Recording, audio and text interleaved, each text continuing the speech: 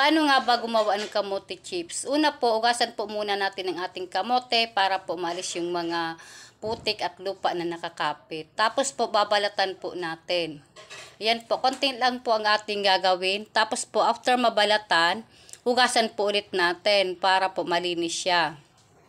Iisa-isa po nating hugasan ang ating kamote na nabalatan.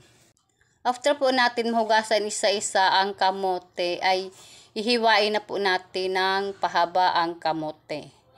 Tapos, ganyan po ang paghiwa. Medyo po, ang paghiwa po pala ng kamote ay matigas. Kaya minsan po, pinupukpok ko po para mahiwa po siya. Kasi napakatigas po ng kamote. Yan. Kapag nahiwa na po siyang ganyan, nahati na po, madali na lang po yung paghiwa sa kanya. Iisa-isain po natin hanggang sa maubos po yung ating kamoteng lulutuing kamote fries. Ganyan po siya. Yan po, mas malaki pa po, pero hihiwain pa po natin. Yan.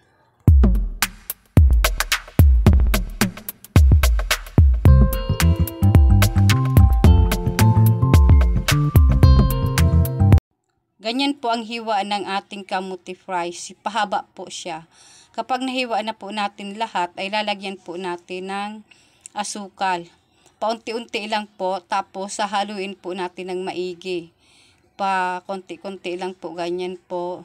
Tapos after po malagyan natin, hahaluin po natin hanggang sa tingin natin ay nalagyan ng lahat. Ganyan po, haluin lang po natin ng haluin. Konti lang po para hindi siya masyadong matamis.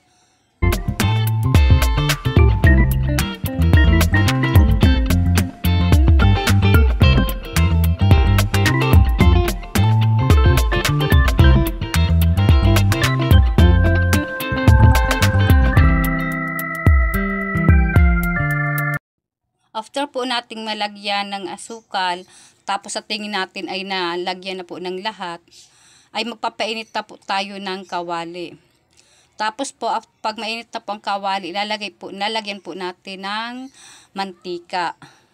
Hintayin po natin maging mainit ang mantika. So, pagluluto po ng kamote fries, dapat po ang apoy ay nasa medium heat lang po. Huwag pong masyadong malakas ang apoy para po hindi siya matutong. Tapos ganyan ka po. Kapag mainit na po ang mantika, ilalagay na po natin ang ating kamote fries. Hintayin po natin siyang maging golden brown.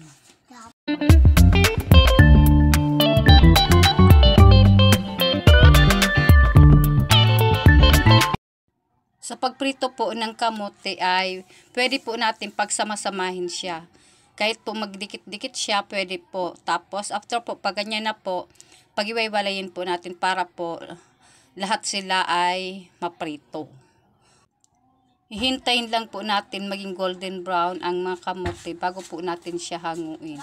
Kapag ganyan na po ang kulay niya, golden brown na po, tapos sa tingin po natin ay luto na, tapos dahil sa mahinang apoy po ay maganda ang kulay niya, pwede na po natin hanguin. Kapag po pala malakas ang apoy, hindi siya magiging ganyan po ang kulay. Ang magiging kulay niya po, yung brown na brown siya, tutong sa labas pero sa loob po ay hilaw. Kaya po dapat po ang apoy ay nasa medium heat lang po. Yan, piprituhin po natin lahat ng mga hiniwa nating kamote.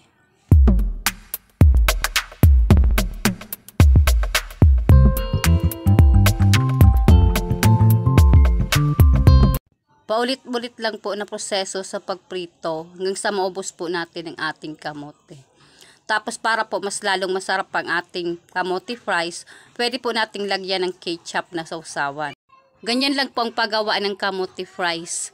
Sana po may natutunan kayo. And pa-subscribe po ng aking channel para po palang updated kayo sa mga bagong post na video. Thank you po. Salamat. Bye-bye.